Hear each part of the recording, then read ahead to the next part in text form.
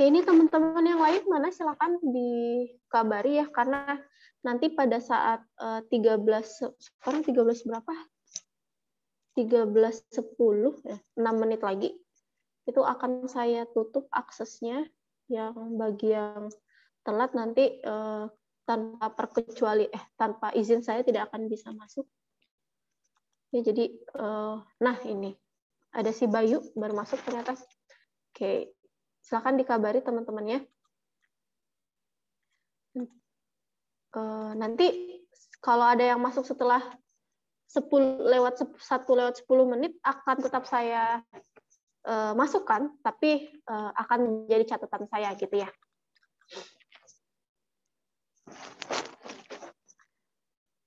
Segera dikabari ya sama teman-temannya, 5 menit lagi batas yang saya bolehkan gitu untuk masuk. Oke, kita langsung saja. Oke, silakan dibuka kameranya. Ya, kita kan daring ya. Jadi saya pengen tahu muka kalian gitu. Oh, mungkin saya ini nanti aja deh ininya, share screen-nya. Oke, tuh kan jadi enak kan kalau melihat muka gini. Oke. Oh iya, di sini kemarin ada yang mengisi tidak bersedia ya untuk praktikum luring. Nggak apa-apa. Nanti tetap akan diadakan praktikumnya secara daring gitu. Jadi praktikum luring maupun daring itu perlakuannya tetap sama ya, jadi tidak ada yang diistimewakan di situ, karena mungkin yang praktikum luring lebih diuntungkan karena bisa bertanya langsung ke kakak tingkat gitu, dan juga bisa jalan-jalan ke kampus gitu kan, seperti itu. Di sini ada yang belum sama sekali ke kampus gitu? Sudah Bu, waktu verifikasi berkas fisik gitu. Maksudnya jalan-jalan di dalam gitu, ke kebun raya gitu. Ada yang belum pernah? Banyak Bu gitu. Oke.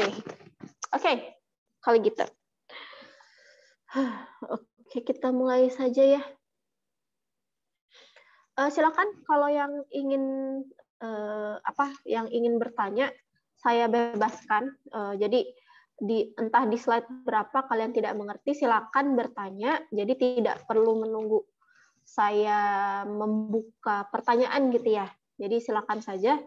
Takutnya khawatirnya kalau kalian menunggu saya bertanya, saya bertanya, takutnya pertanyaan yang kalian tanyakan itu nanti lupa gitu. Gitu takutnya ya. Tapi jangan lupa raise hand dulu, nanti akan saya persilakan gitu ya. Oke. Sampai sini terakhir deh. Ada yang ingin ditanyakan?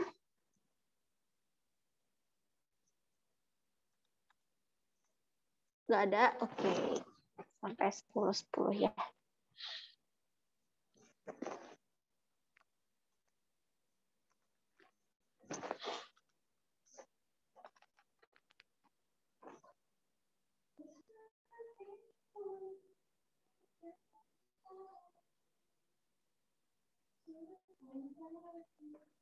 Oke, kita mulai sambil menunggu yang lain ya.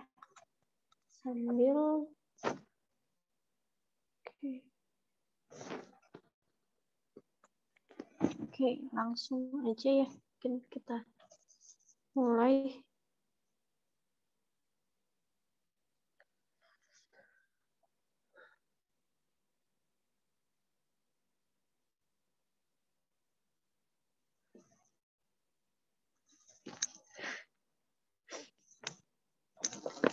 Oke, kita mulai ya. Jadi di sini kita akan belajar tentang analisis regresi linear sederhana dan korelasi. Apa sih analisis regresi linear sederhana dan korelasi? Mungkin sebelumnya ada yang mau menjawab gitu tentang definisi analisis regresi linear sederhana?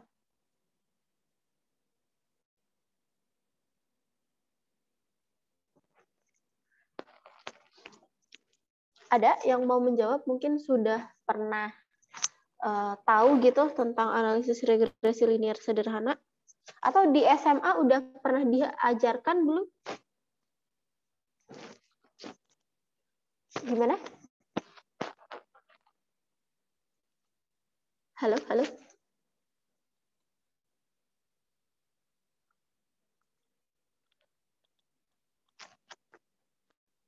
Halo. Di SMA udah ada yang pernah belajar? Belum, Bu. Oke. Gitu dong jawabnya. Kalau belum ya belum, nggak apa-apa sih sebenarnya. Oke. Karena nggak ada konfirmasi yang bisa, oke nggak apa-apa. Di analisis regresi linear sederhana itu sama sebenarnya, sama kayak ANOVA gitu ya. Kita akan menguji apakah variabel itu saling mempengaruhi gitu ya. Jadi kalau ANOVA itu bisa variabel antar sampel gitu ya, antar sampel 1, sampel 2, sampel 3, apakah saling mempengaruhi. Nah, ini sama untuk analisis regresi linear, sama, tapi mungkin dia ada bedanya gitu ya. Nah, nanti kita nanti akan di selanjutnya ada perbedaannya. Lalu untuk korelasi, ini mungkin ada yang tahu apa itu korelasi?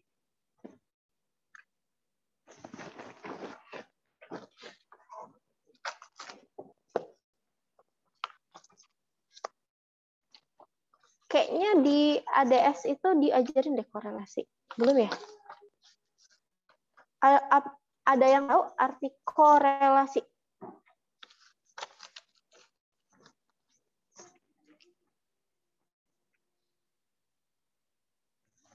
Jadi kalau korelasi ya, jadi kalau kalian perhatikan korelasi ya di sini kata-katanya korelasi.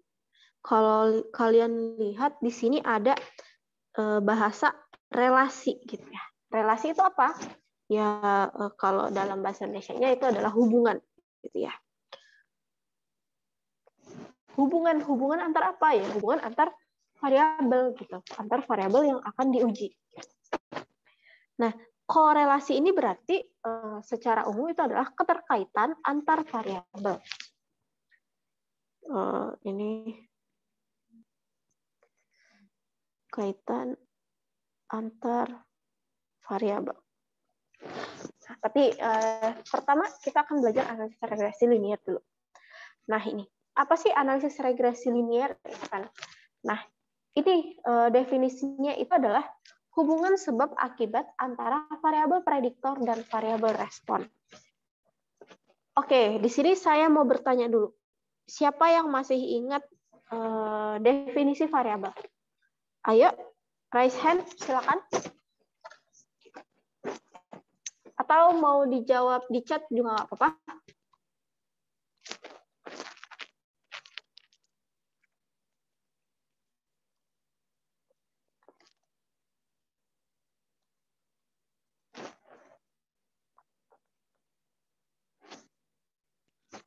Udah lewat ini ya. Ada yang bisa ubah acak? Kalau gitu saya tanya deh. Nggak ada yang jawab, berarti saya mau tanya. Saya mau nanya yang matiin kamera aja deh. Mau tanya. Tuh, pada buka kan? Oke. Tuh, pada buka semua kan? Oke. Kalau gitu, saya mau tanya, acak ya, ini acak ya.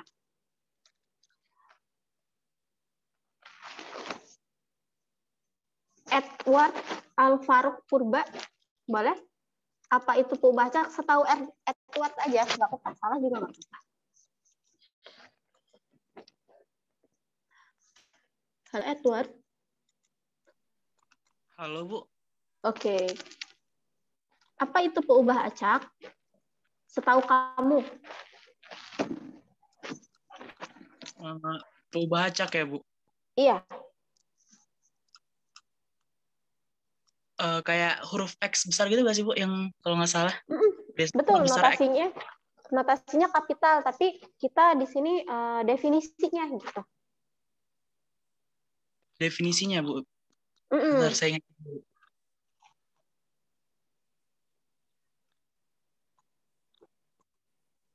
Kalau definisi kurang paham saya, Bu. Oke. Ada yang bisa mungkin yang mau membantu Edward, apakah itu peubah acak? Ini kayaknya di sebelum UTS.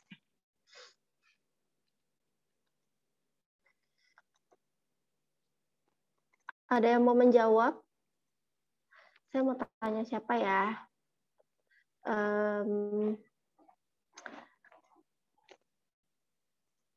Yang telat siapa sih? Nyari mangsa ya? Oke, saya mau tanya. Oke, ini ada nih dari Rizky ya. Suatu fungsi yang mengaitkan suatu bilangan real pada setiap unsur dalam ruang sampel gitu katanya. Oke. Suatu fungsi yang mengaitkan suatu bilangan real pada setiap unsur dalam ruang sampel. Betul ya? Jadi peubah acak itu. Jadi saya mungkin di sini, oke nanti contohnya nanti ya. Oke, betul ya, kata Rizky itu adalah suatu fungsi yang mengaitkan suatu bilangan real pada setiap unsur dalam ruang sampel. Jadi setiap kejadian itu dikaitkan dalam suatu bilangan real. Nah, bilangan real itu biasanya karena dia suatu peubah acak ya, jadi peubah acak itu dinotasikan dengan suatu huruf kapital dan itu adalah huruf besar. Gitu.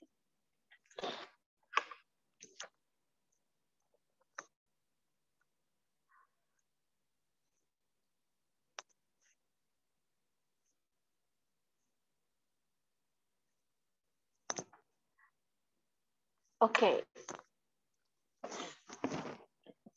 Nah, ini balik lagi kita ke analisis regresi linear ya. Jadi analisis regresi linear itu adalah hubungan sebab akibat di sini.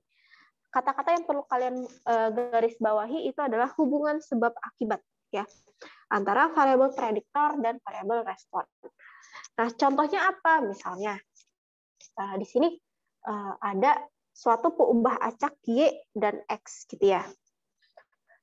Suatu peubah acak Y ini itu adalah suatu variabel biasanya misalnya di sini diilustrasikan itu adalah prestasi, data prestasi mahasiswa gitu ya.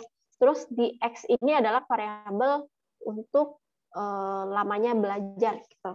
Nah, di sini dia didefinisikan kembali X sama Y itu adalah kalau di analisis regresi ya, variabel X itu dinamakan prediktor, variabel Y itu dinamakan dengan variabel respon. Kenapa, Bu? Gitu. Jadi kalau variabel biasanya variabel Y ini disebut variabel terikat. Kalau X di sini variabel bebas. Ya, ini nama lainnya. Nama lain dari variabel. Jadi bisa variabel prediktor, variabel respon gitu. Nah, di sini jadi fungsinya ini kan namanya adalah hubungan sebab akibat ya. Jadi hubungan sebab akibat itu adalah berarti kita kayak mengaitkan fungsi apa sih gitu. Nah, fungsi apa sih yang mempengaruhi prestasi dari lamanya belajar gitu. Fungsi apa sih yang menentukan prestasi gitu. Nah, di sini karena kita punya suatu variabel X yang namanya lama belajar, berarti salah satu yang menentukan prestasi itu adalah lamanya belajar gitu ya. Makanya di sini Fx itu lama belajar menentukan prestasi. Nah, makanya di sini kalian lihat ini hubungan lama belajar sama prestasi itu kan adalah hubungan sebab akibat ya kan. Nah, makanya di sini disebut analisis regresi linear. Bu, gimana kalau misalnya ANOVA, Bu? Gitu kan. Kenapa ANOVA? Apakah ANOVA juga disebut dengan analisis regresi linear gitu kan. Nah, bedanya kalau ANOVA itu dia bukan berbicara tentang peubah acak, tapi dia berbicara sampel gitu. Nah, kalau di analisis regresi linear dia di sini sudah membicarakan peubah acak gitu ya.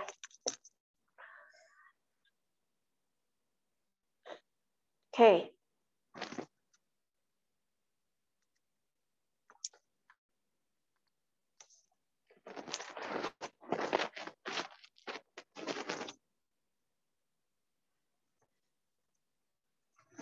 Oke, kita lanjut.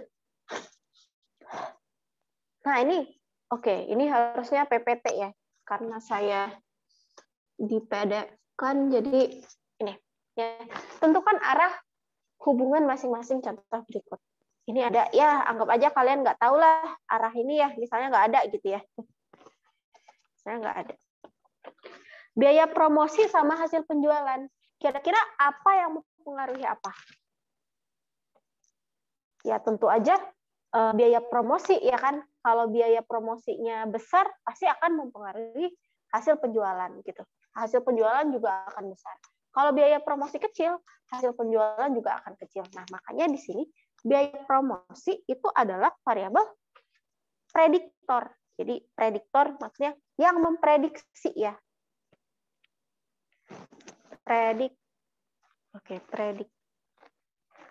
Prediktor itu adalah variabel yang memprediksi hasilnya gitu.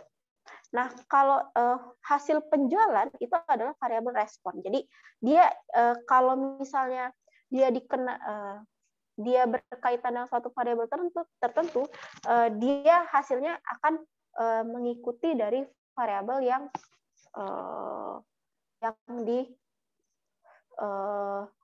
maksud ya, jadi intinya itu adalah variabel respon ini adalah variabel yang memang dia tidak bisa berdiri sendiri gitu ya. Jadi pasti ada faktor-faktor lain yang mempengaruhinya ya. Itu kayak hasil penjualan ini ya salah satunya itu adalah yang mempengaruhi hasil penjualan itu adalah biaya promosi gitu ya. Walaupun kita tidak menutup kemungkinan banyak faktor-faktor lain.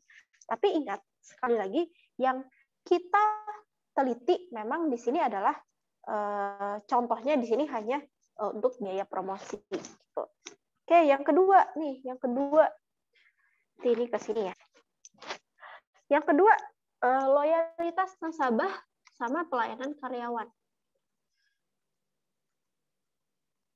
Jadi udah tentu ya. Jadi kalau pelayanan karyawannya buruk ya berarti nasabah pasti akan lari ya kan. Nah makanya di sini arahnya itu ke kanan karena loyalitas nasabah itu ditentukan bagaimana baik atau buruknya pelayanan karyawan tersebut. Nah, ini udah pasti gitu ya. Jadi sebabnya itu adalah pelayanan karyawan, akibatnya itu adalah loyalitas nasabah. Berarti di sini itu adalah prediktornya adalah pelayanan karyawan. Oke. Prediktor ini respon. Nah, sama nih hasil panen sama pupuk gitu. Jadi jenis pupuk, kalau jenis pupuknya baik, jadi maka hasil panennya juga akan baik gitu ya, logikanya seperti itu. Nah, ini bisa nih kalau kalian ingin menuangkannya dalam suatu penelitian gitu. Misalnya kalian ada data di mana ya? Misalnya kalian ada data IPK mahasiswa dengan lamanya belajar gitu kan. Lamanya belajar. Jadi kalian sebelum ini kalian tuh sebelum melakukan penelitian kalian sudah melakukan survei gitu kan. Jadi dari survei itu kalian dapat bahwa ada data IP mahasiswa dan juga ada data lamanya belajar. Nah, dari situ kalian bisa menentukan menguji nih apakah benar IPK mahasiswa itu ditentukan oleh lamanya belajar mahasiswa tersebut atau tidak, seperti itu. Oke, lanjut ya. Nah, ini bentuk datanya nih. Jadi observasi 1 ini maksudnya kalau kita meneliti orang ya, berarti ini orang pertama ini orang kedua, ini orang ya. Orang ketiga, keempat, kelima, dan ke-n. Tapi dalam penelitian biasanya untuk menjaga kerahasiaan data ya, data pribadi, biasanya nama orang itu disamarkan. Jadi dianggap sebagai 1, 2, 3, 4 atau ABC gitu ya. Makanya dalam penelitian itu sangat jarang sekali kita menggunakan data mentah. Biasanya data yang sudah di daur ulang ya, daur ulang. Maksudnya yang sudah difilter biasanya itu adalah disebut dengan data sekunder.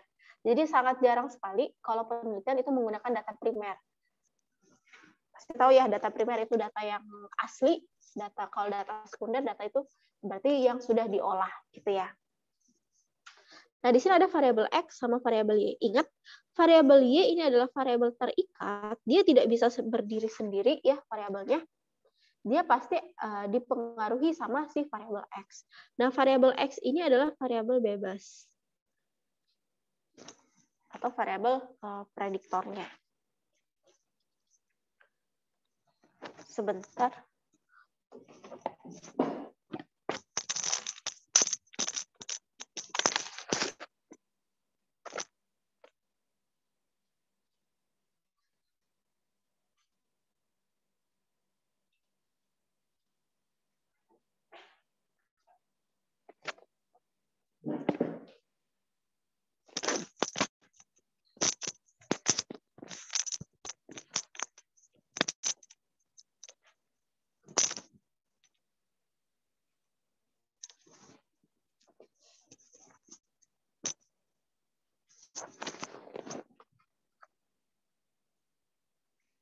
Oke, kita lanjutkan.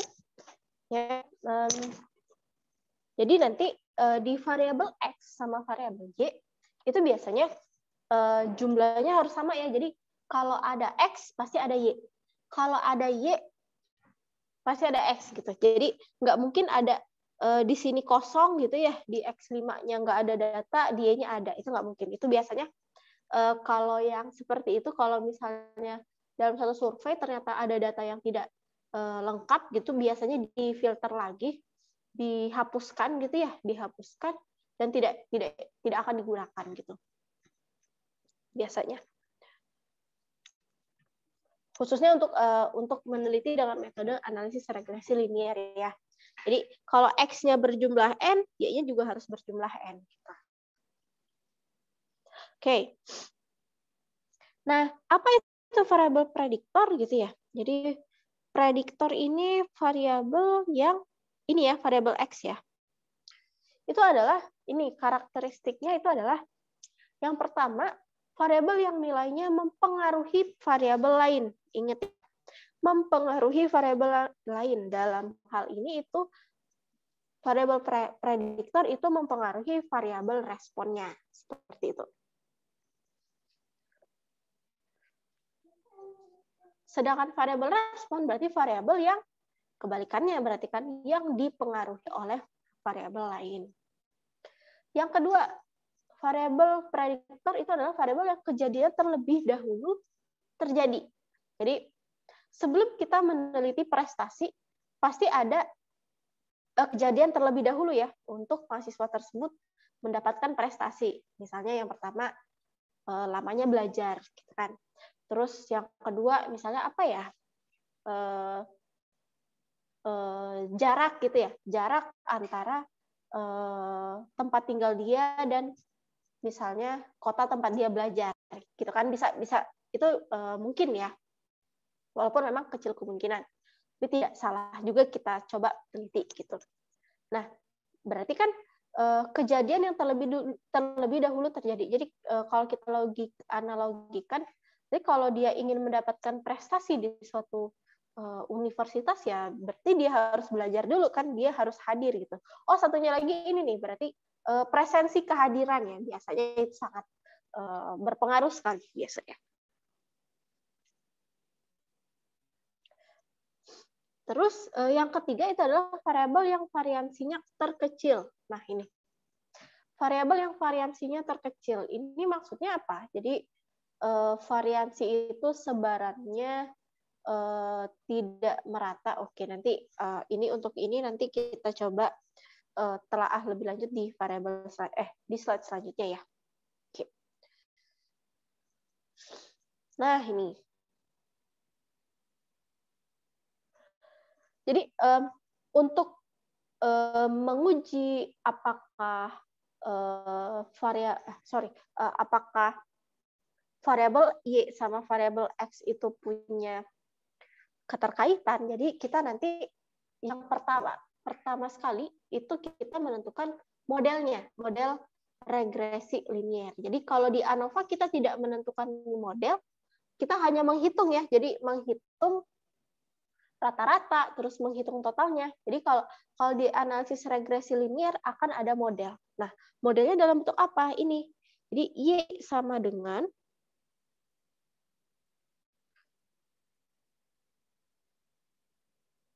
bisa.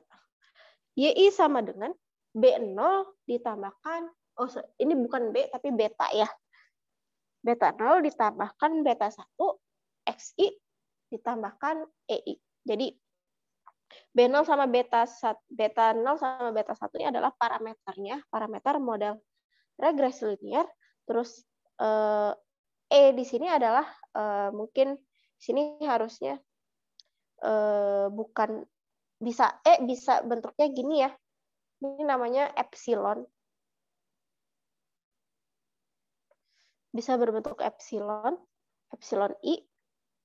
Itu adalah galat pada observasi ke I. Galat itu apa? Jadi galat itu biasanya besar error dari parameter yang kita prediksi dengan data yang sesungguhnya. Biasanya seperti itu.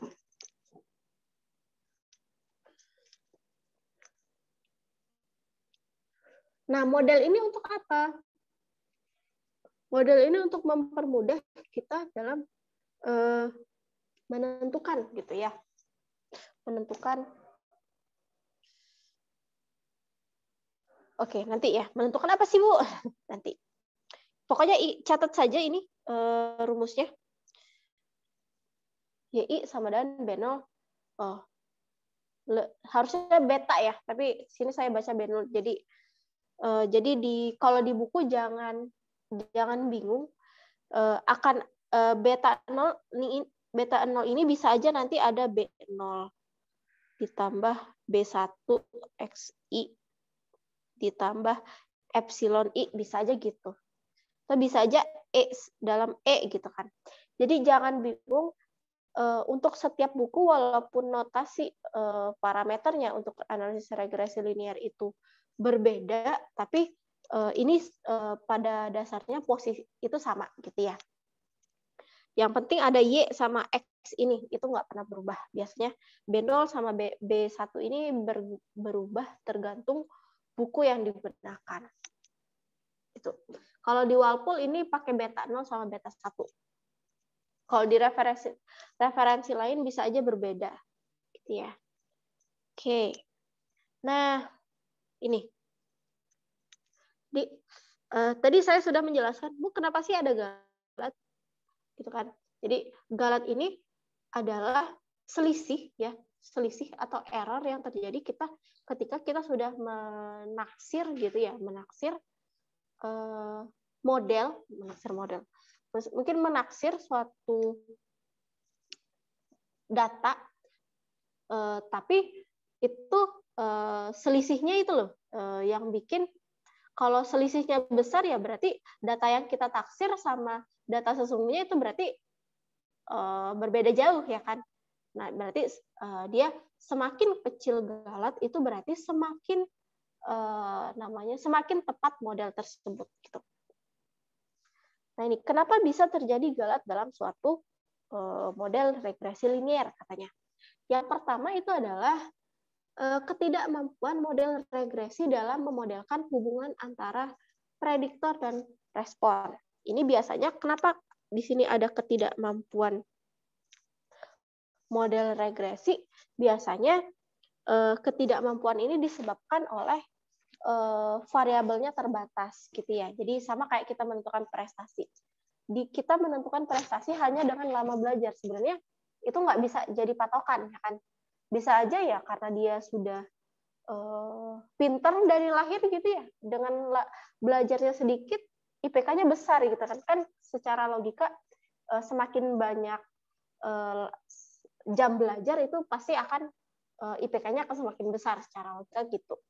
Namun ada kasus tertentu yang memang bahwa dia belajarnya sedikit nih, tapi karena memang dari lahir itu udah pinter gitu kan, IPK-nya ternyata besar gitu. Nah, ini makanya bisa terjadi galat gitu ya.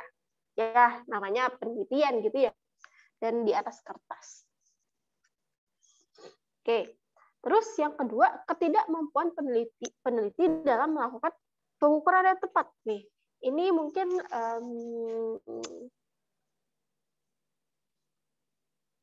sama ya sebenarnya. Jadi dalam melakukan pengukuran dengan tepat ya, namanya peneliti itu kan manusia ya, jadi bisa aja peneliti itu melakukan mungkin kesalahan dalam penginputan angka. Nah, itu bisa terjadi gitu ya. Jadi nggak menutup kemungkinan juga. Makanya di sini errornya bisa saja besar gitu kalau misalnya peneliti ada kesalahan perhitungan di sana. Lalu ketidakmampuan model regresi dalam melibatkan semua variabel prediktor. Nah, ini mungkin ini yang saya bilang tadi sama ya. Jadi di model regresi, nah ini sebenarnya saling terkait ya. Jadi kan kalau misalnya hanya satu variabel bebas sama satu variabel terikat, nanti kan modelnya itu akan menjadi gini, B0 ditambah B1 X E gitu. Nah, kalau X-nya ada 2, ya, jadi X1, X2, nanti modelnya dia akan menjadi seperti ini. Y B0 ditambah B1 X1 ditambah B2 X2 ditambah bisa aja gini, gitu. Ya. Jadi kenapa di sini ketidakmampuan model regresi dalam melibatkan semua variabel prediktor. Jadi sama ya, jadi intinya sama pada dasarnya. Seperti itu. Oke, kita lanjutkan. Nah, sebelum melakukan analisis regresi linier, ya, jadi kalian harus melakukan pemenuhan asumsi-asumsi dari analisis regresi linier itu sendiri, ya. Jadi misal, jadi yang pertama yang harus terpenuhi adalah tentunya ada variabel X sama variabel Y-nya, ya. Lalu di sini terus setelah ada variabel X sama variabel Y-nya ada modelnya, ya, modelnya. Lalu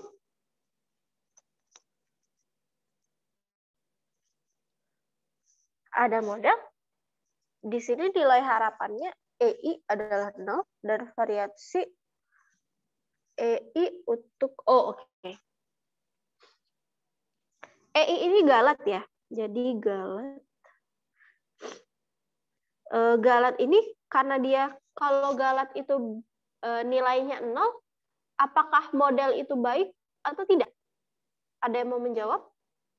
Kalau galatnya bernilai 0? Baik?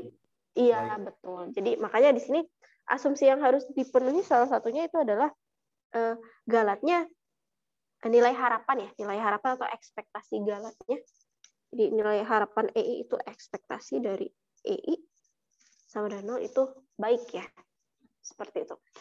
Jadi terus yang keempat, variansinya EI sama. Jadi ini maksudnya sebaran datanya itu sama, karena kalau datanya variansinya berbeda, ya berarti itu kan ada data pencilan gitu ya. Biasanya data pencilan itu yang menyebabkan data itu tidak normal. Nah, makanya di sini EI berdistribusi normal. Kalau misalnya data itu ada pencilan atau nilai ekstrim, itu biasanya menyebabkan data itu tidak berdistribusi normal.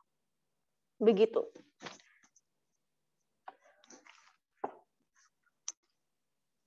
Jadi itu sudah suatu keharusan ya. Jadi sebelum melakukan penelitian kita harus meneliti dulu apakah data itu berdistribusi normal, apakah tidak berdistribusi normal. Gitu.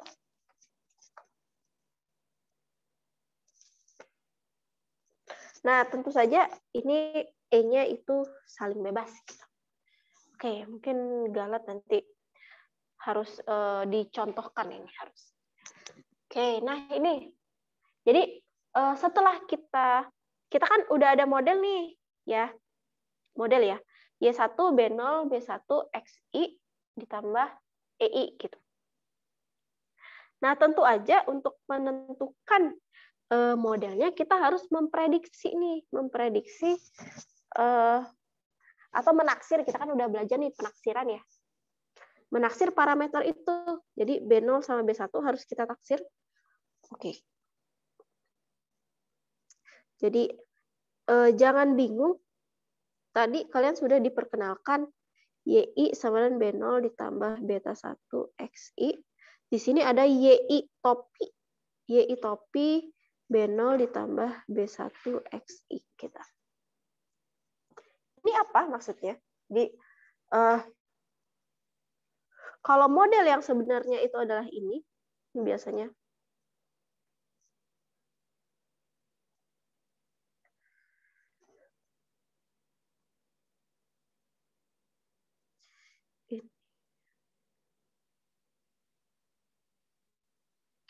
kalau Y topi itu adalah model dari penaksirannya.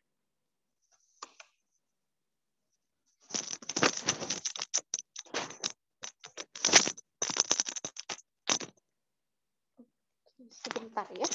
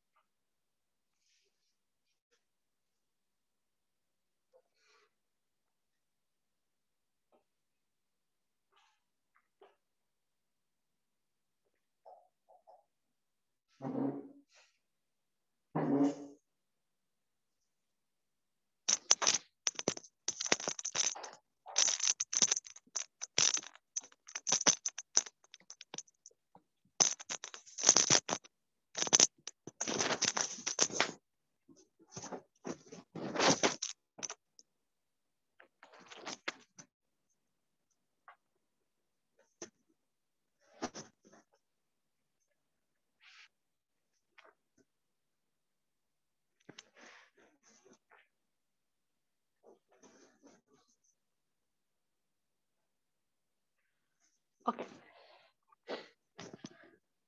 Nah, ini. Jadi, untuk menentukan B0, B kecil ya, B0 sama B1, kita harus, saya mau tanya dulu. Kalian pernah belajar, kayaknya belum ya, penaksiran dengan kuadrat terkecil? Belum ya? Belum. Belum ya, oke.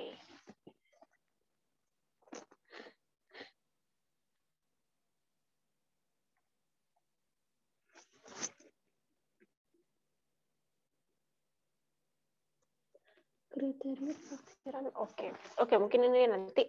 Jadi yang perlu kalian ketahui ini ya, YI dengan YI topi.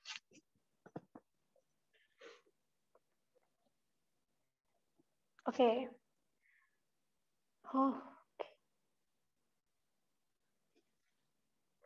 Kok tiba-tiba gini? Bentar. Oke. Jadi ini kriteria, ini rumus untuk menentukan B0 sama B1. Nanti dengan menggunakan penaksiran kuadrat terkecil ya, nanti ada di buku sebenarnya ini. Nanti akan didapatkan bahwa ini B0 itu adalah ini, B1 ini adalah ini. Jadi Y ini rata-rata dari variabel prediktor Y ya. Kalau X ini rata-rata X. Tinggal B1-nya ini ya. Jadi B1. Ini sama kayak ANOVA kemarin. Kita menentukan jumlah kuadrat XY dibagi jumlah kuadrat XX. Jumlah kuadrat XY itu ya sigma XI dikurang sigma, silakan dicatat, per sigma XI dikurangkan X dikuadratkan gitu ya. Silakan dicatat rumusnya. Ini pakai Excel ya, lebih mudah sebenarnya.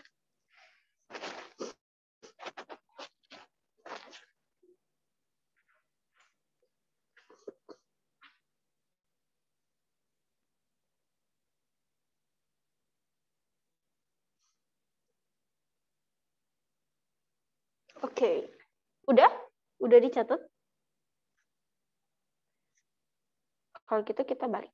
Nah, ini contohnya. Ini yang kalian tunggu-tunggu gitu ya. Jadi ada contoh. Tentukan model regresi untuk data berikut kendaraan A. Jadi usia kendaraan sama harga. Di situ ada variabel usia kendaraan sama harga jual. Nah, kalau di sini kira-kira nih yang mana variabel X, yang mana variabel Y? Ada yang mau menjawab?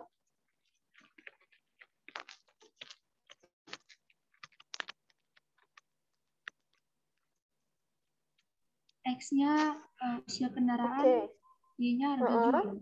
Y-nya harga jual. X-nya usia kendaraan, Y-nya harga jual. Yang lain setuju? Setuju, oke. Setuju ya? Oke, betul ya? Jadi, X-nya itu adalah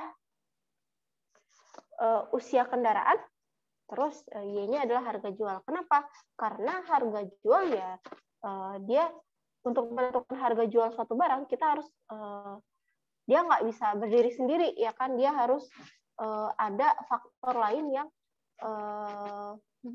mempengaruhinya. Gitu. Nah, dalam hal ini itu adalah usia kendaraan. Nah, ini. Oke, jadi kalau misalnya kita grafik, kita bentuk grafik ya. Jadi data ini tuh yang data usia kendaraan sama harga jual mobil second gitu ya, kendaraan itu nanti kalau kita buat grafiknya itu ada di bawah, silakan dilihat. Jadi dia menurun gitu ya. Jadi kalau kita interpretasikan gitu di sini berarti semakin banyak usia gitu ya. Semakin banyak usia, semakin ini berdasarkan data ya. Semakin tua usia mobil gitu. Semakin tua usia mobil, ini usianya sampai 20-an ya. 21 lah misal. 21 dia akan semakin naik tuh harganya tuh. Sorry. Kebalik ya. Oke. Jadi semakin tua usia mobil, dia harganya itu akan semakin menurun gitu. Ya. Jadi kalau dia usianya 5 tahun, dia kendaraan itu berada di harga paling tinggi. Ini. Tapi kalau misalnya dia di usia yang paling tua nih, misalnya 20-an ya, ada 20-an, 22 dalam di sini 22. Ternyata harga jualnya cuman 8 gitu kan. Seperti itu.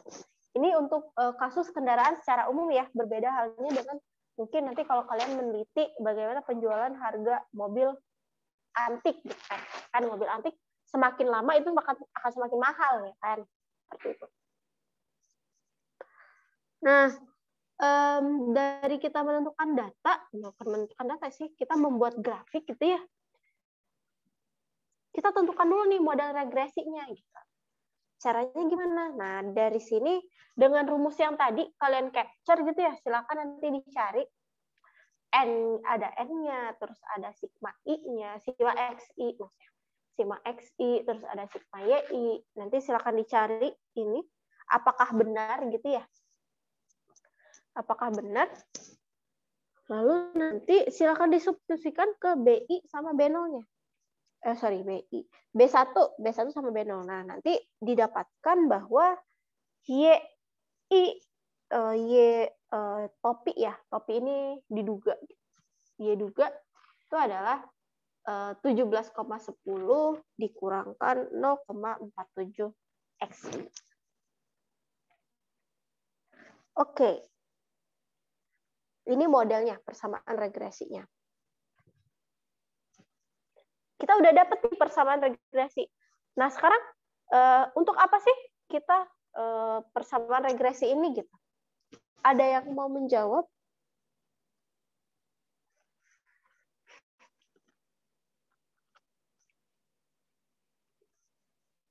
Nggak ada yang bisa? Oke, kita lanjut kalau gitu.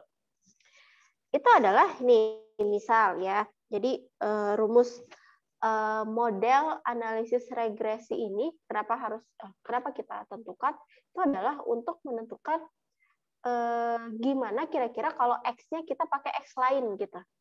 Ya. Misal, ini kan kalau kita urutkan gitu ya datanya, ini dari 6, 7, 8 sampai 22 gitu. Data yang itu kita urutkan, terus harga jualnya juga bervariasi. Harga jual ini data ya, data. Nah, terus yang di sini harga jual prediksi ini didapatkan dari yang ini tadi, model ini. Model YI duga ini tadi. Ya, tadi kan dengan ini data sebenarnya ya.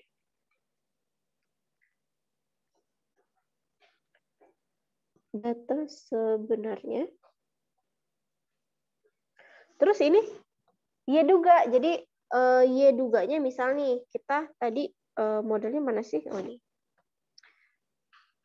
Kita pakai Y1 ya. Y1 duga.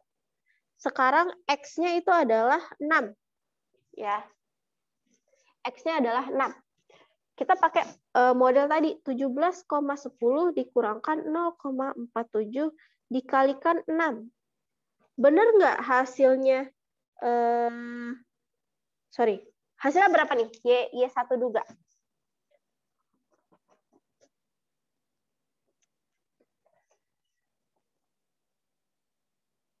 Ada yang mencari?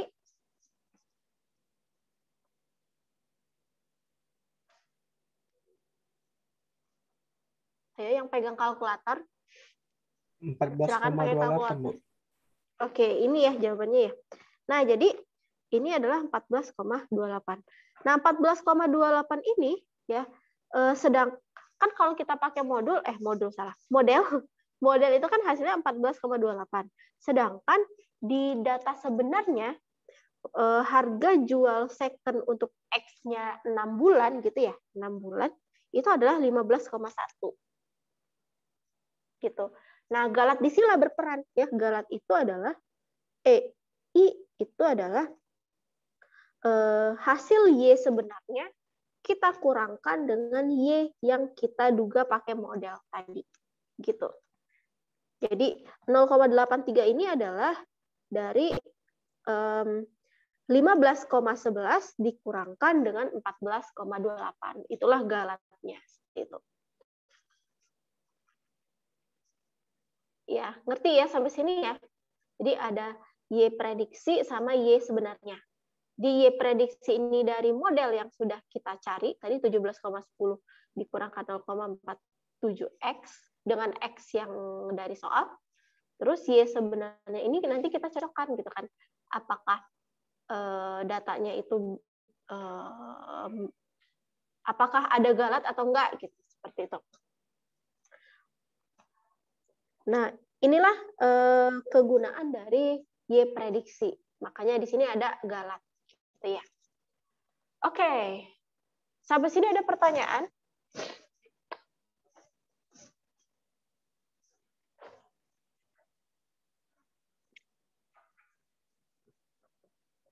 Oh iya. Praktikum minggu lalu apa? Halo? Halo, halo? Ada yang mau menjawab? Minggu lalu praktikum? Distribusi diskrit dan kontinu khusus, Bu. Oh, oke. Masih distribusi ya. Minggu ini apa? Dijanjiin apa sama kakak asistennya? Uji hipotesis bukan? Oh, izin menjawab, Bu. Uji hipotesis. Oh, oke. Betul ya, uji hipotesis ya. Oke, kalau gitu. Ini nggak ada pertanyaan? Oke, nggak ada. Kita lanjut. Nah, kita kalian udah dapat nih ya model gitu. Model ada, galatnya ada. Nah, sekarang kita menguji nih parameter yang sudah kita dapatkan tadi, gitu ya. Nih, ada uji parameter regresi untuk beta 0. Jadi, uji parameter regresi beta 0 di sini itu dengan apa di sini penjelasan itu adalah nilai intercept. Sebentar, saya coba nilai intercept.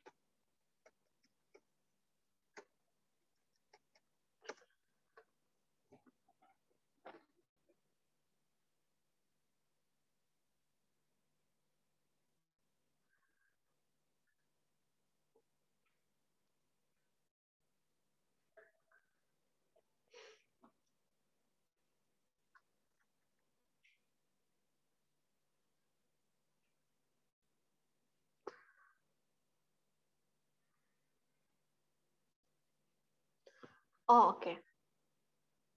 Nilai intercept itu adalah nilai rata-rata pada variabel Y apabila nilai variabel X bernilai 0.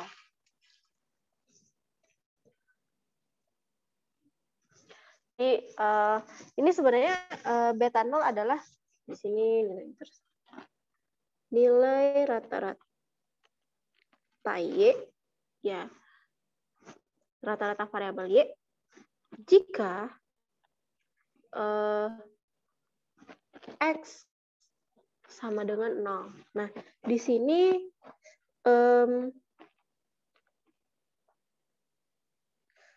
nah ini berarti nilai intercept itu tidak berpengaruh signifikan terhadap variabel Y. Terus yang ke hipotesis H1-nya itu adalah nilai intercept itu berpengaruh signifikan terhadap variabel Y. Kenapa gitu? Kenapa? Karena di sini kalau misalnya variabel X-nya tidak sama dengan 0, maka itu akan semakin apa ya? Kalau X-nya tidak bernilai 0, berarti kan nanti nilai Y-nya juga akan semakin besar atau semakin kecil gitu kan. Atau enggak nanti dia semakin jauh dari kenyataannya. Nah, di sini makanya perlu diuji apakah nilai dari rata-rata Y itu perlu diuji apakah nilai rata-rata Y itu akan berpengaruh terhadap variabel Y-nya gitu.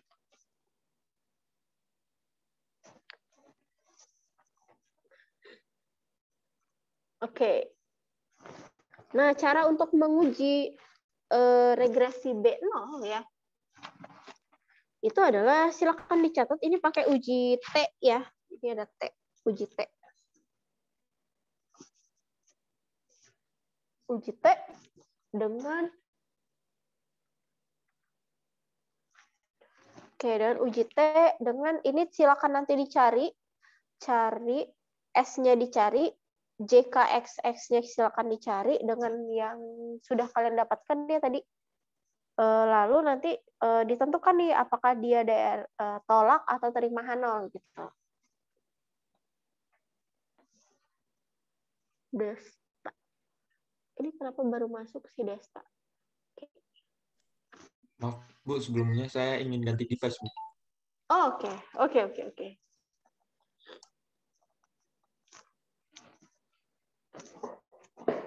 Oke. Ini daerah kritisnya ya.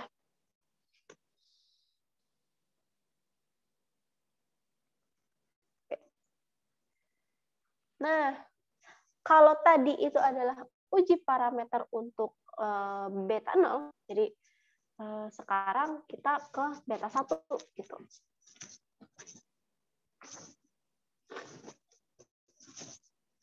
Jadi di sini sama beta 0, beta 1 sama dengan 0 atau tidak sama dengan 0. Di beta 1 di sini H0-nya adalah tidak terdapat pengaruh yang signifikan antara variabel X terhadap variabel Y. Gitu. Jadi variabel X sama variabel Y itu nggak ada hipotesis nolnya itu tidak ada pengaruhnya sama sekali. Lalu variabel hipotesis satunya itu adalah terdapat pengaruh antara variabel X sama variabel Y. Jadi bedanya itu ya. Jadi kalau B0 itu lebih ke nilai intercept atau nilai rata-ratanya, rata-rata Y.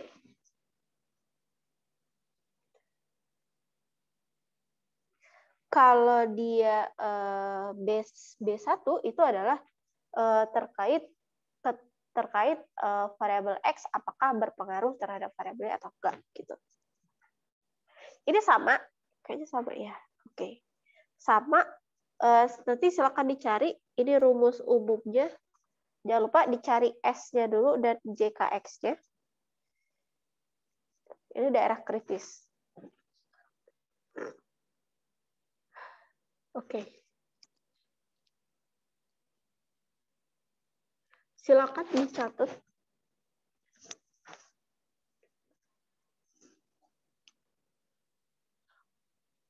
Aduh.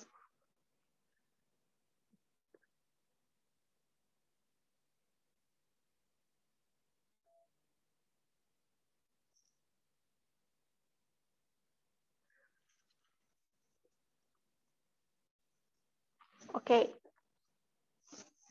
Nah, oke.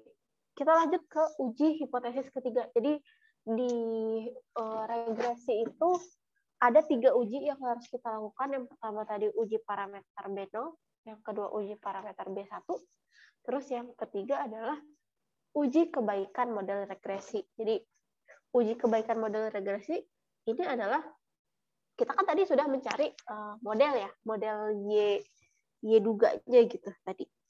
Nah, sekarang kita uji dulu apakah model yang sudah kita cari tadi itu bisa, maksudnya apakah benar dia bisa digunakan untuk memprediksi gitu.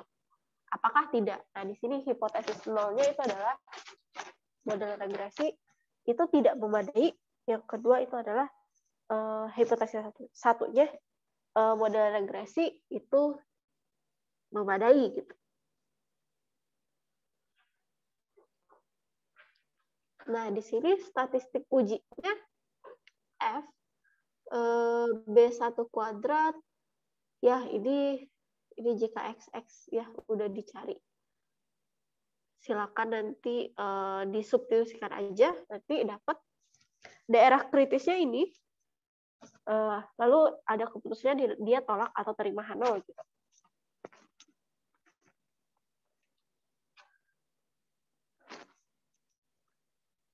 Oke, ingat ya. Jadi ada 3 itu yang kita garis bawahi, ada uji parameter B0, uji parameter B1, sama uji kebaikan model. Ini uji kebaikan model nih goodness fit ya. Kalau bahasa Inggrisnya.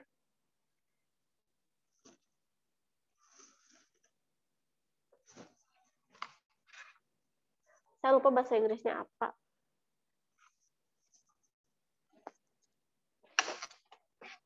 Kalau nggak salah ada goodness itu.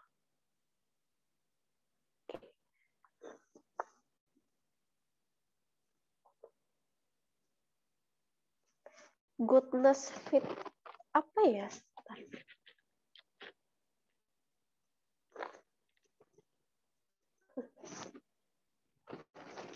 Oke, nanti silakan dicari ya. Kalau nggak salah goodness fit ya, betul. Oke, ada 3 ya. Nah, ini. Jadi selain menentukan menguji kebaikan model itu, jadi selain dengan uji hipotesis bisa juga dengan menentukan koefisien determinasinya. Di mana ini koefisien determinasinya kalian cari ya. Jadi sini ada R kuadrat koefisien determinasi notasinya. Jadi kalau nggak salah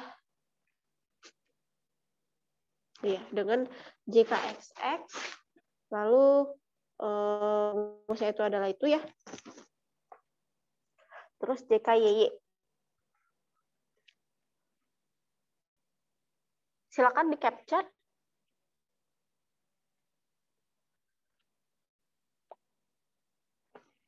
Oke. Nah, ini rumus tadi sebenarnya. Rumus soal deh. Ya, nah ini. Soal tadi.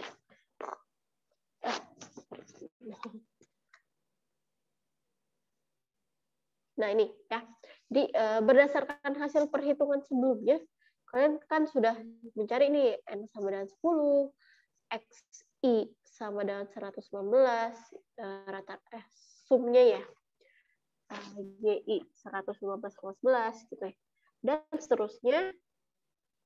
Terus di sini ada persamaan linear yang sudah tadi regresi linear. Regresi linear yang sudah kalian cari gitu kan, YI. Topi, jangan lupa topi ini artinya kita hasil dugaan kita gitu. Jadi bukan yang sebenarnya. Jadi nanti jangan lupa notasi ini penting sekali ya dalam penilaian. Kalau salah ya salah gitu. Penting. Kalau walaupun jawaban kalian benar tapi di sini nggak menunjukkan topiknya nggak ada, ya nanti akan tetap disalahkan.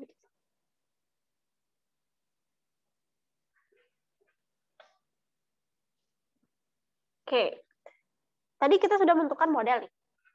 Lalu sebentar. Oke, udah. Lalu kita menguji sekarang apakah model yang kita gunakan gitu ya, apakah uji yang pertama apakah model enggak sih, bukan lebih ke model sih. Ini maksudnya apakah variabel itu berpengaruh signifikan gitu loh terhadap parameter yang akan kita uji. Nah, yang pertama itu adalah uji parameter regresi B0. H0 di sini itu adalah berarti sama ya kayak tadi. Nilai intercept itu tidak berpengaruh signifikan terhadap harga jual. Terus H1 itu adalah nilai intercept itu berpengaruh signifikan terhadap harga jual. Nah, dengan kalian mencari nilai T0-nya, dengan S-nya kalian cari, lalu ada JKXX juga ya di sini. JKXX.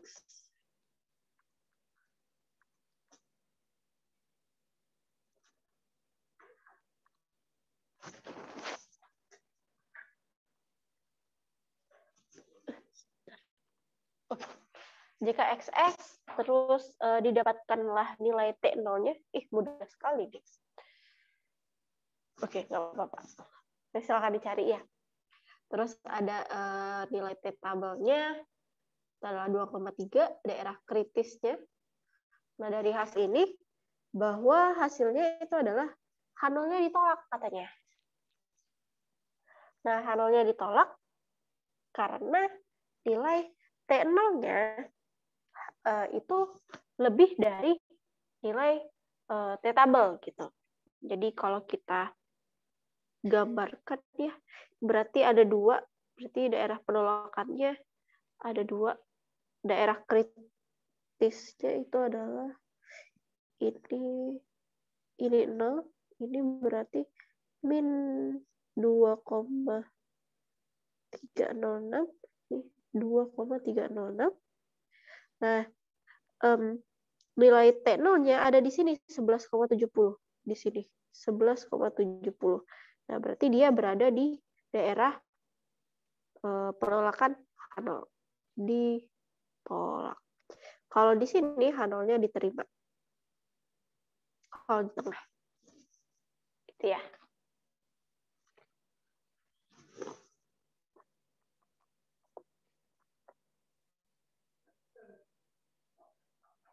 Oke, jadi kesimpulannya itu adalah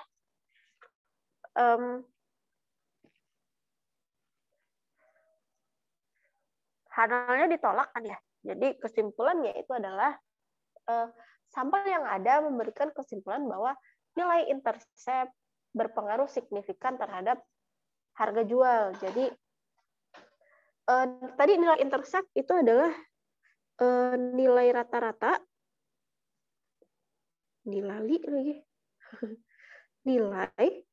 nilai rata-rata ketika X sama dengan 0. Ya.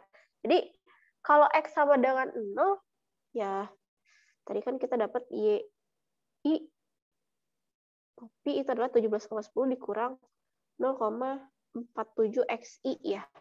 Kalau X sama dengan 0, berarti kan YI-nya itu adalah ya 0 kali 0,47, itu jadi 0 ya kan, jadi 17. Nah, apakah nilai 17 ini berpengaruh terhadap apakah nilai 17 ini berpengaruh terhadap harga jual ya kan? Nah, makanya di sini diuji gitu.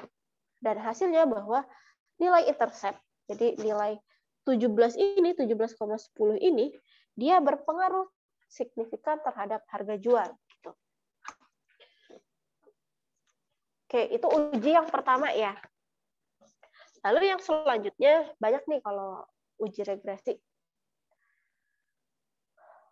Yang kedua, itu adalah uji parameter regresi untuk beta 1.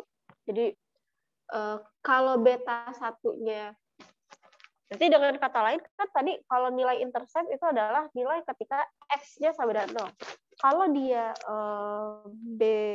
ada beta 1, ya berarti nilai X-nya tidak sama dengan 0. Nah, YI sama dengan beta 0 ditambah beta 1 X I gitu misalnya. Nah, kan berarti kalau mau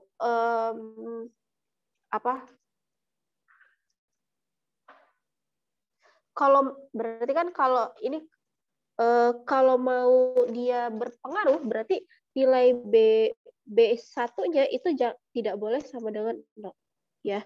Berarti kalau tidak boleh sama dengan 0 itu berarti terdapat pengaruh signifikan terhadap antara usia terhadap harga. Tapi kalau misalnya BI-nya sama dengan 0 berarti kan YI sama dengan B0 ditambah B1 XI. Kalau B1-nya adalah 0, berarti tinggal YI sama dengan B0 doang kan. Berarti dia tidak ada pengaruh terhadap dari antara usia terhadap harga. Gitu ya. Jadi definisinya.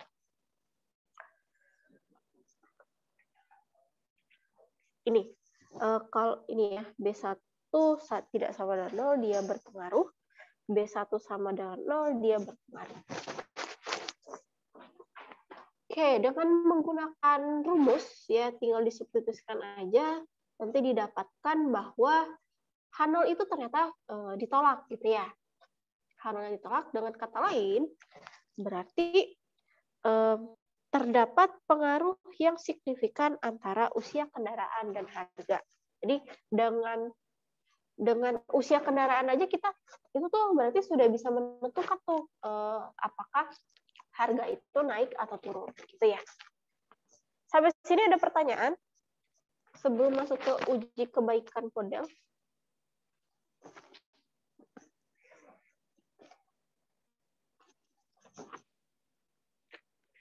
Oke, Fahri, silakan. Ya Bu, sebelumnya izin bertanya, Silakan. itu terkait hipotesis yang H0 sama H1 itu selalu emang yang B1 sama dengan 0 itu tidak terdapat pengaruh, yang sedangkan B1 tidak sama dengan 0 itu terdapat pengaruh. Iya, betul. Iya, harus selalu gitu. Oh ya, makasih Bu. Iya, sama-sama. Sama kayak yang ini ya. B0. Oh, oke. Ini harusnya B0. Iya, betul. Jadi, kan kalau misalnya nih, kan artinya, kan sebenarnya, kan modelnya gini. YI sama dengan beta 0 ditambah beta 1 XI. Ya kan? Berarti, kan tadi kita sudah menentukan nih,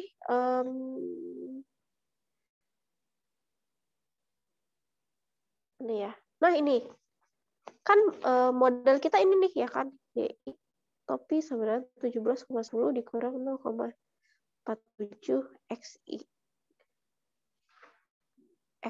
gitu. Kan artinya kalau misalnya BI ini ya 0,47 ya, BI. B1 salah. B1. Kalau misalnya B1-nya sama dengan 0 ya, berarti untuk menentukan harga jual dia cuma berarti dia variabel X-nya nggak ada pengaruhnya ya kan.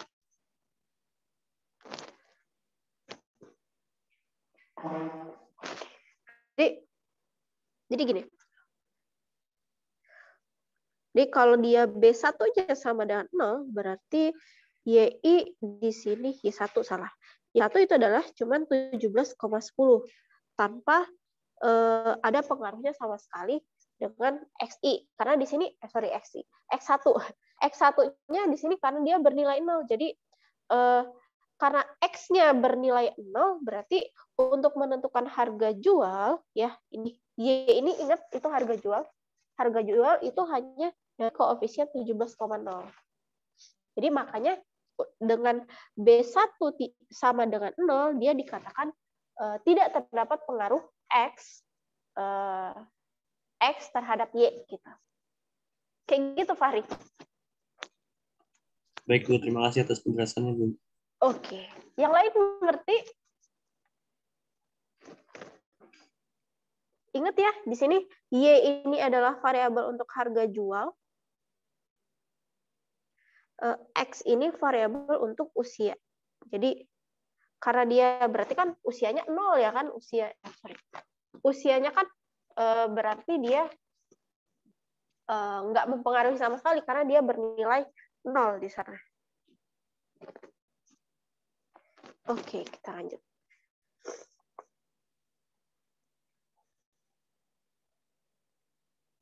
Kalau yang ini sama, berarti bukan dari B1-nya ya. Berarti dari sini Y1 sama dengan B0 ditambah B1 alfa. Jadi kalau B0-nya sama dengan 0, berarti kan dia hanya Y1 sama dengan B1 alfa. Ya. Kalau dia, berarti kan untuk kalau dia B0-nya sama dengan 0, berarti untuk menentukan harga jual dia hanya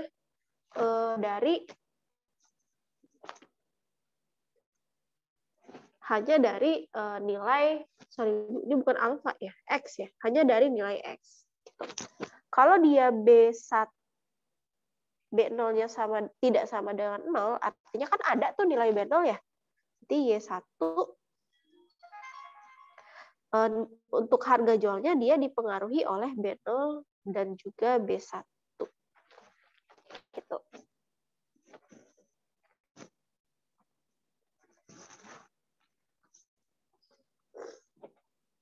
Oke. Kita lanjut yang uji ketiga. Nah, di sini namanya uji kebaikan model atau good. Aduh, saya lupa lagi apa ya. Coba saya cari. Kalau di goodness of fit ya, betul.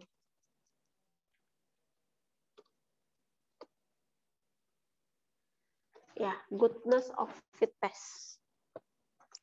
Jadi kalau di bahasa Inggris jadi goodie, goodness of fit test. Jadi uji kebaikan modal.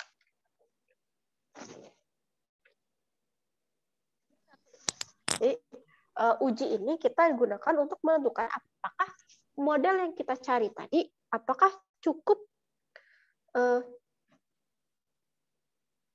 menaksir data untuk data yang akan kita uji gitu.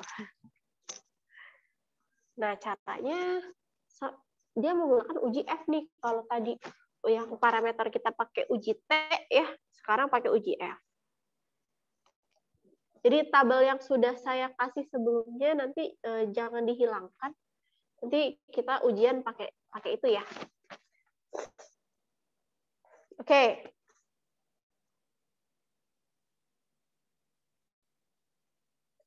Nah, tadi kalau F itu ada, saya lupa ini apa, satu ini kalau nggak salah, dari N-1 ya, satu ini adalah N-1, 8 ini kalau nggak salah datanya tadi 9-1 ya, nggak salah. N-1 ini variabelnya ya, jadi 2 kurang 1. Saya lupa, nanti silakan cari, buka lagi uji F-nya.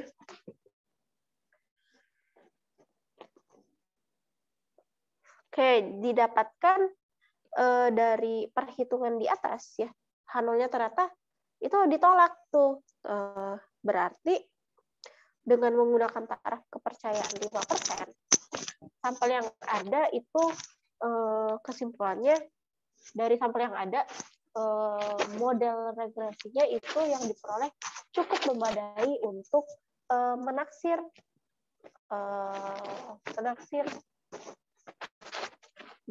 variabel yang akan kita menaksir variabel si Y gitu, seperti itu. Karena di sini kan model itu kan dalam Y sama dengan ya, Y sama dengan B0 ditambah B1X. Jadi kita untuk menaksir Y sebenarnya. Gitu. Oke. Nah, ini cara lain nih dengan menggunakan koefisien determinasi. Cara menggunakan koefisien determinasi sebenarnya nanti hasilnya itu ya namanya koefisien determinasi, hasilnya itu antara 0 sampai 1 gitu. Nah, antara 0 sampai 1 ini nanti kalian berarti itu adalah persennya ya. Jadi dengan menggunakan apa namanya itu perhitungan ya. Perhitungan B1X B1 kuadrat dikalikan jumlah kuadrat XX dibagi jumlah kuadrat YY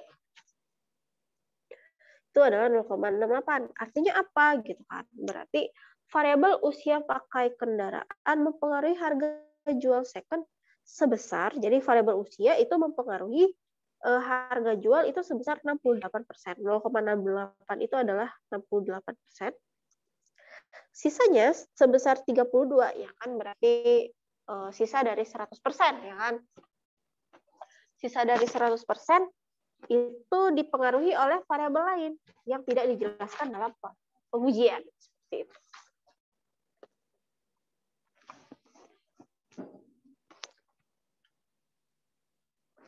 Oke, ada pertanyaan sampai sini?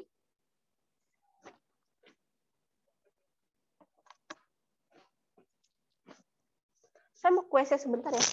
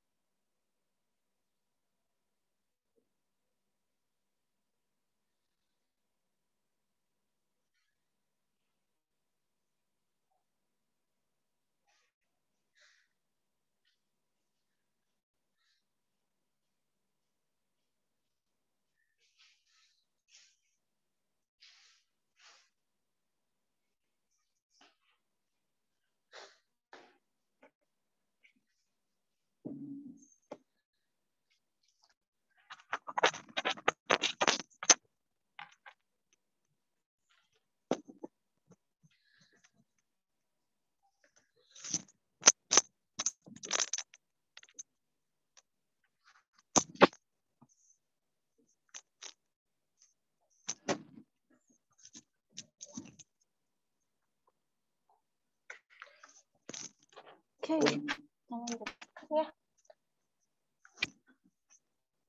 Oke, jadi koefisien determinasi itu nilainya nanti akan dikonversi, dipersenkan ya nilainya. Makanya di sini hasil dari nilai koefisiennya itu adalah bernilai tidak lebih dari 1 dan tidak kurang dari 0 gitu nilainya. Jadi nggak mungkin nilainya negatif. Kayak gitu ya. Oke, ada pertanyaan sampai sini?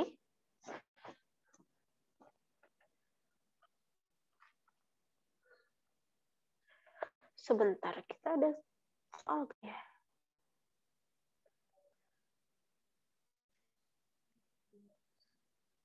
Oh, nggak ada. Nanti saya kasih soal aja. Oke, ada pertanyaan?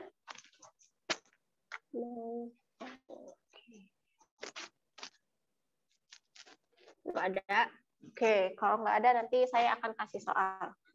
Kalau gitu. Oke.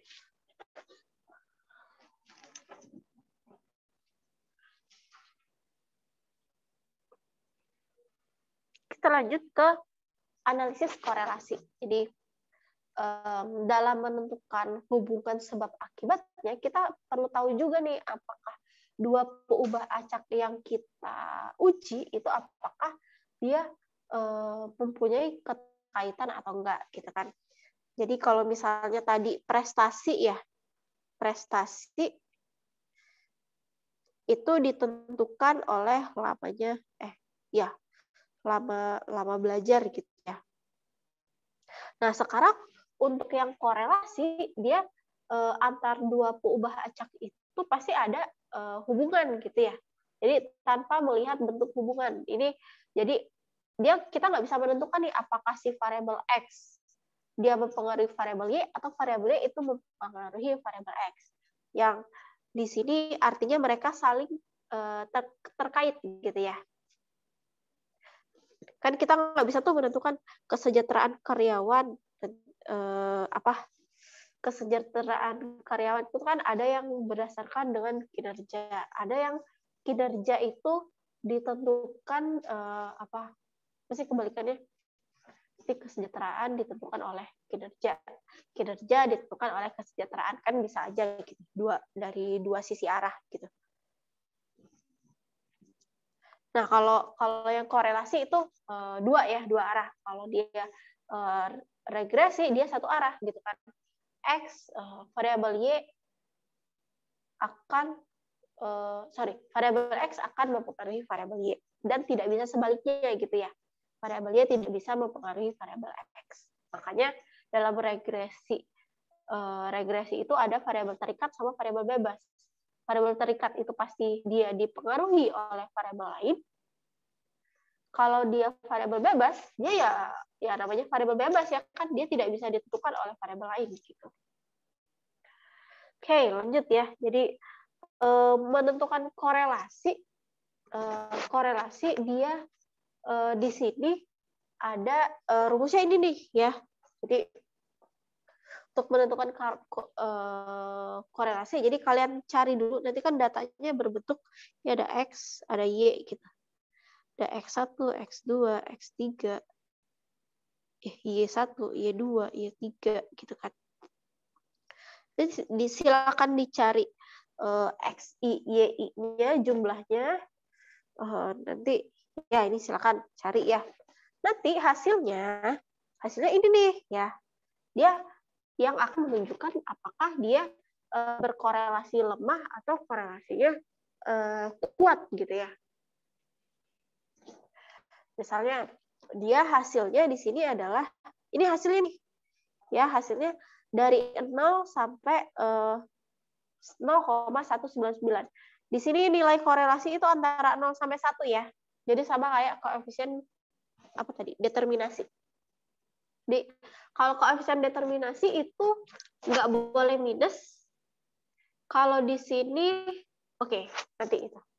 Pokoknya koefisien determinasi nanti dalam bentuk persen gitu ya. Nah, kalau koefisien korelasi dia ada kriterianya nih dari 0 sampai 0,2 ya. ini 0,2, dia artinya ada korelasi, tapi dia hubungannya sangat lemah. Gitu. Terus yang kedua, 0,2 sampai 0,4. Dia berarti ada korelasi, tapi dia walaupun dia lemah, tapi ya cukup kuat lah dari yang sangat lemah gitu ya. Lumayan agak ada korelasinya walaupun tidak terlalu besar gitu, di 0,2 sampai 0,4. Lalu 0,4 sampai 0,6. Nah, di sini mulai sangat berpengaruh sekali nih antar dua variabel itu gitu. Walaupun ya 50-50 lah ya, persentasenya gitu, 50%. Gitu. Lalu di sini 0,6 sampai 0,8. Nah, di sini lumayan kuat nih kok korelasinya. Apalagi dia bernilai 1. Berarti kalau dia nilainya 1, dia udah pasti dia ada korelasi. Dan korelasinya itu adalah sangat kuat. Gitu ya. Bu, mungkin nggak nilai korelasi lebih dari 1? Mungkin nggak? Nggak mungkin ya. Jadi, kalaupun kalian dapat nilai korelasi 1,3 misalnya ya, ini berarti percayalah gitu ya. Percayalah ada kesalahan perhitungan.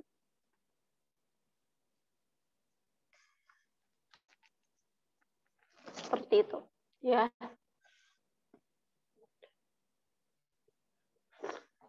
Oke, terus di bawah 0 boleh nggak? Nah, untuk di bawah 0 kita lihat yang ini. Ya.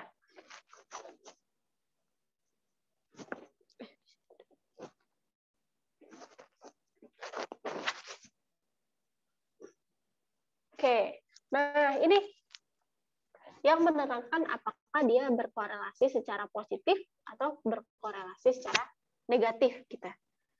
Jadi ini 0, jadi lihat di gambar pertama ya, itu dia berkorelasi secara positif. Artinya apa? Dia berarti ini misalnya ini variabel X, ini variabel Y. Jadi semakin besar variabel X ya, X semakin besar, Y-nya akan semakin besar. Ini artinya berkorelasi secara positif. Kalau dia negatif gimana? Berarti kebalikannya. Kalau X semakin besar, Y-nya akan semakin kecil. Gitu.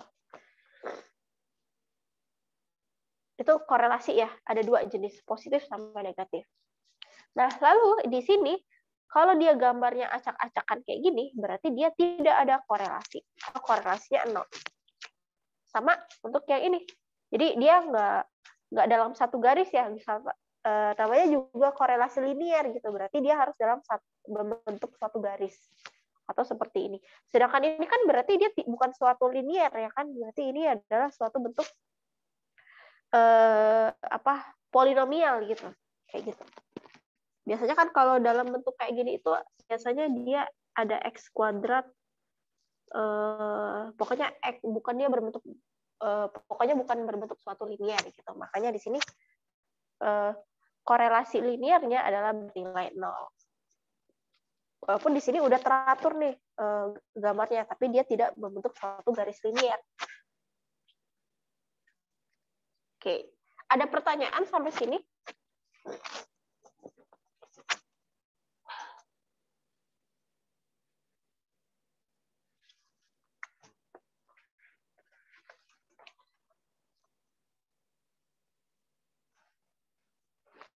Ada yang ingin ditanyakan?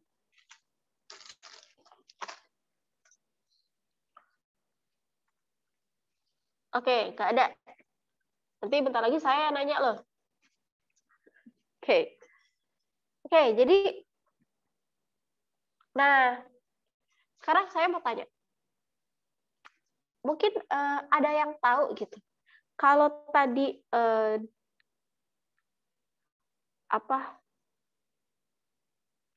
kalau dalam dia berkorelasi positif, nilainya berapa ya kan, dari berapa sampai berapa. Kalau dia korelasi negatif gimana? Kan kalau positif tadi kan 0 sampai 1 ya.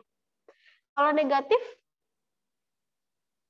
dia notasinya gimana? Ada yang tahu?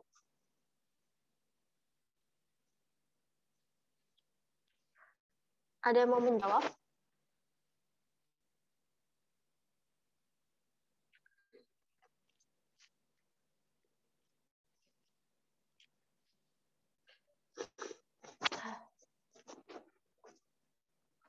Ada yang mau menjawab? Nggak ada.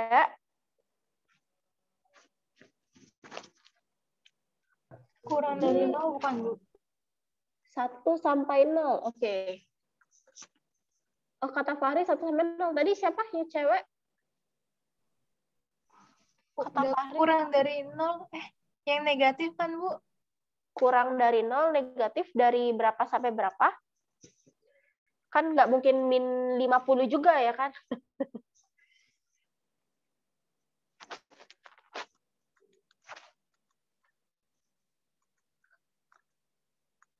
Ayo, ada yang mau jawab?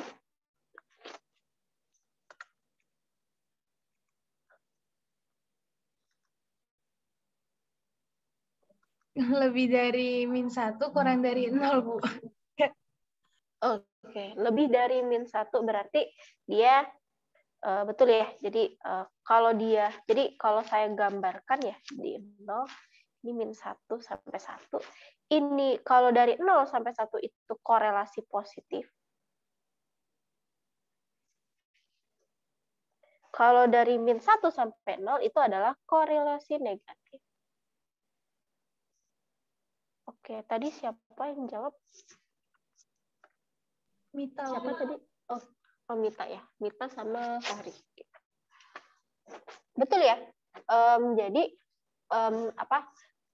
yang membedakan dia berkorelasi secara positif sama negatif itu dari tanda minus di depannya.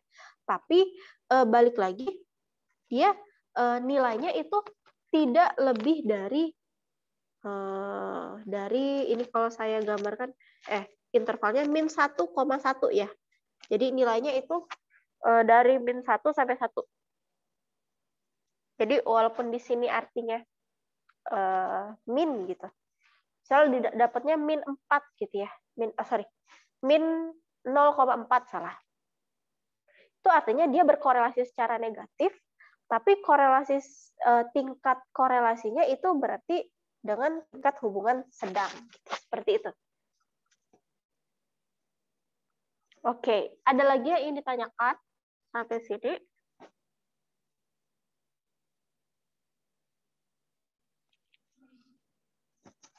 Nggak ada? Oke, lanjut kalau gitu. Nah, ini. Oke, udah ada jawaban ternyata. Oke, kita udah. Oke. Nah, ini coba dicari ya. Data berikut menggambarkan 10 tempat penjualan kambing dan sapi pada H-4 Idul Adha. Berdasarkan data tersebut, hitunglah seberapa besar koefisien korelasinya. Berarti di sini kalian harus cari ini ya, koefisien korelasi, berarti cari R gitu. Kalian cari R, nanti silakan cari sigma XI-YI-nya. Ada sigma XI, sigma YI, ada N-nya. Tinggal disubstitusikan aja. Ini ya, nanti ininya berapa? Sigma XI, ini sigma YI, dijumlahkan. Kan? Terus nanti di sini ada, kalau kalian cari di Excel ya, nanti dicarikan X kali Y. X kali Y, baru di sini ada sigma XI, YI-nya berapa, gitu. Kenapa? Sebentar. Layar saya terlihat, aduh keluar. Oke. Lihat, Bu. Oh, terlihat. Oke. Soalnya di yang satunya keluar gitu. Oke, enggak apa-apa. Nah, ini.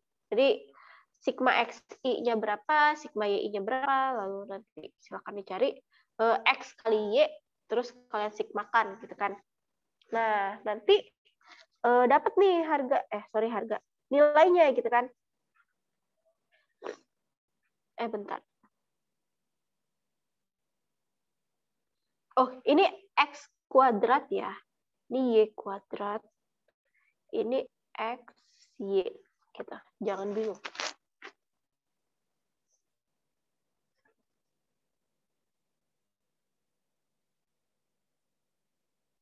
Bener nggak? Iya, betul. Kuadrat.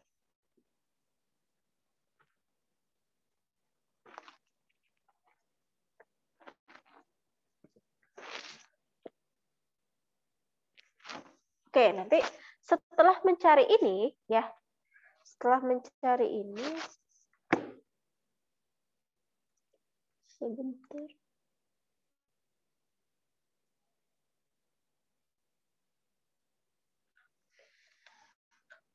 Suara saya masih terdengar? Masih, Bu. Oke. Soalnya device satu lagi nggak bisa masuk. Bentar ya.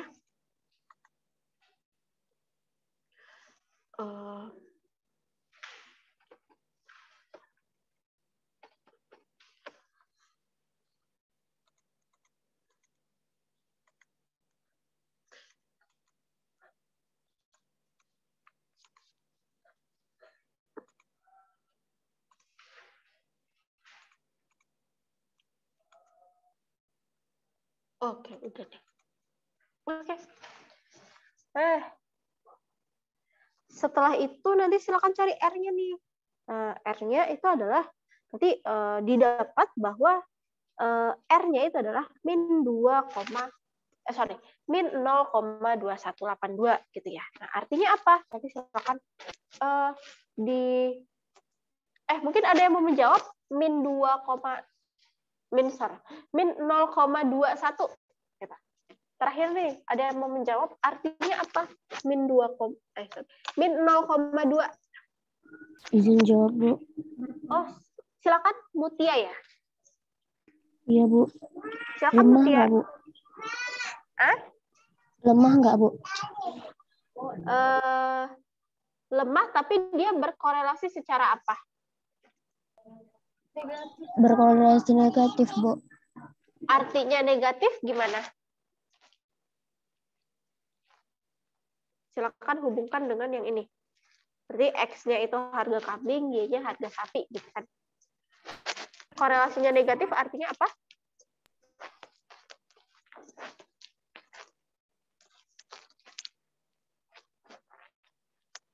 Mungkin ada yang mau menjawab. Oke, korelasi antara sapi dan kambingnya rendah jadinya, Bu.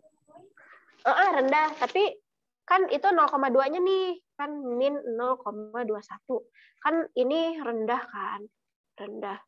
Sekarang negatifnya, apa arti negatifnya di sini?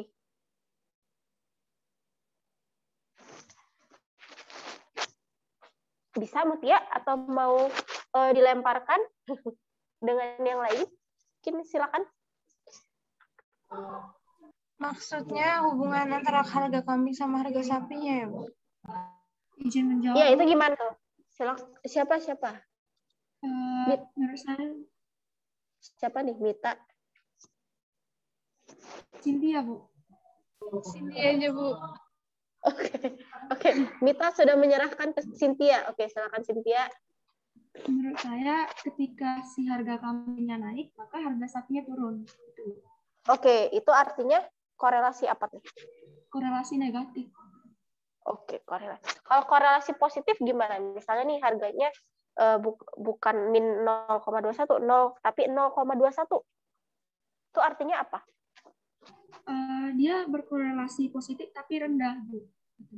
Jadi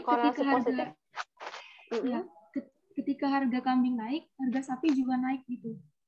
Oke, iya betul ya. Jadi artinya adalah minus 0,2182. Di sini minus itu adalah dia korelasinya negatif ya kan, korelasi negatif.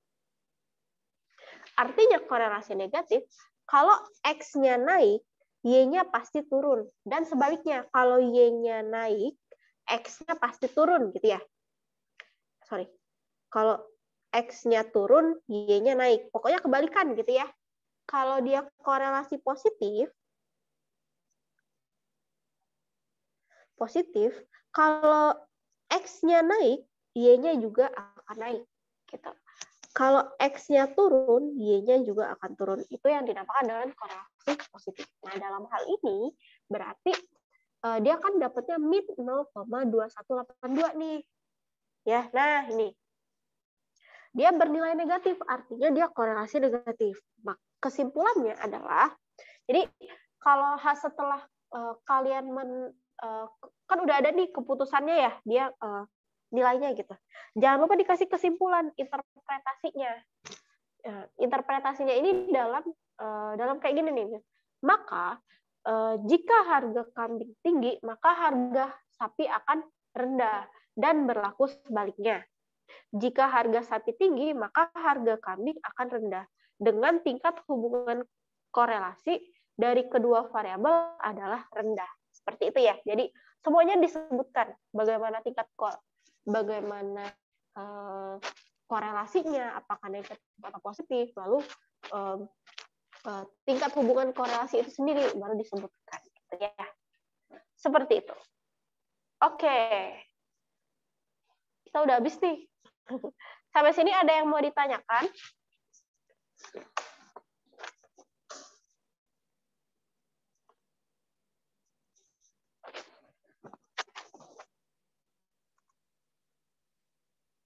Ada yang ingin ditanyakan?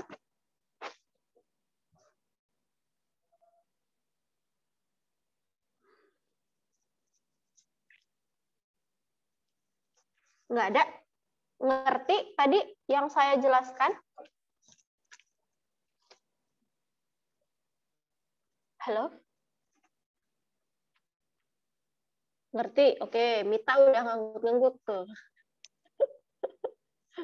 Oke, yang lain gimana? Insya Allah ngerti, Bu. Oke. Tapi nanti kalau saya kasih soal kuis gitu, bisa ya? Oh ya, kita belum kuis ya? Boleh tuh. Siap nggak kalau kuis minggu ini?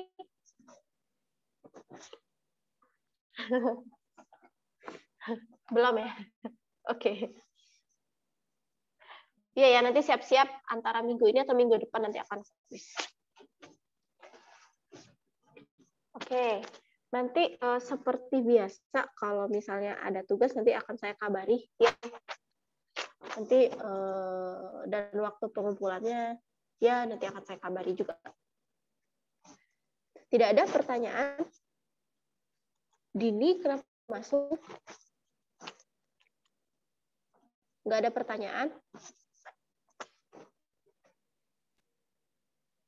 Oke, saya rasa karena nggak ada pertanyaan, jangan lupa. Oh, oke. Sebentar.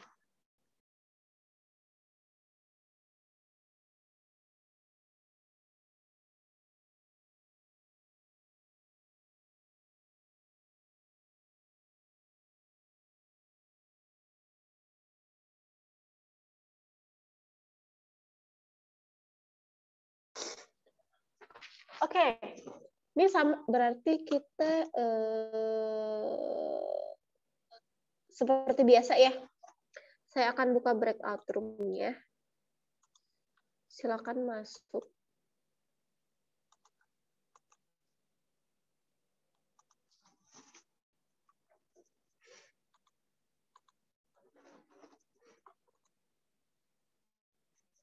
Oke, silakan masuk. Ada SA, ada SB gitu.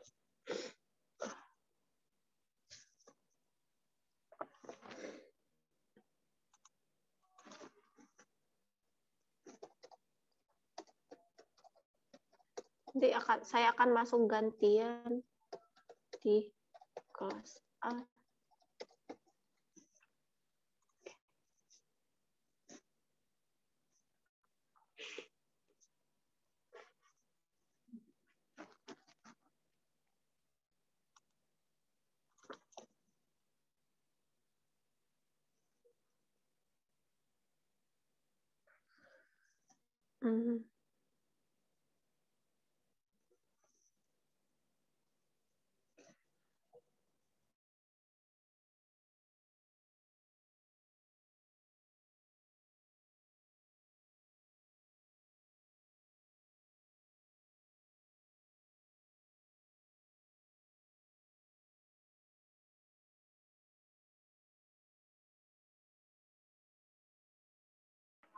Ibu izin bertanya.